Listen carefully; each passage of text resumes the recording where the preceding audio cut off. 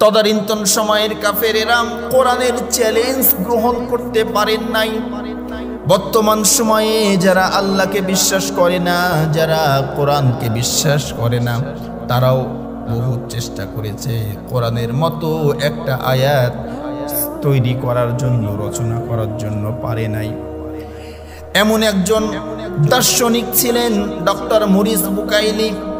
তিনার টেন্ডেন্সি ছিল কোরআন থেকে ভুল বের করা। কোরআন শিখার জন্য আরবি ভাষা শিখেছেন, আরবি গ্রামার শিখেছেন, আরবি গ্রামার শিখে কোরআন পড়তে শুরু করেছেন। দিনের পরে দিন, রাতের পরে রাত শেষ করে দেয়। কিন্তু কি আশ্চর্যের বিষয়, এই কোরআনের মধ্যে কোনো ভুল খুঁজে এই জামানার কোনো কাফেরও বের করতে পারেন নাই। সুবহানাল্লাহ। কোরআন নাজিল হয়েছে আজ থেকে 1400 বছর পূর্বে, কিন্তু আজকের এই তথ্য প্রযুক্তির এই যুগেও কোরআনের ভুল বের কেউ করতে পারে না। এমন করে আল্লাহ এই কোরআনকে নাজিল করেছেন। এখন যদি আপনার মনে প্রশ্ন আসে যে হুজুর, বুঝলাম যে এই কিতাব নির্ভুল একটা কিতাব, এর মধ্যে কোনো ভুল নাই।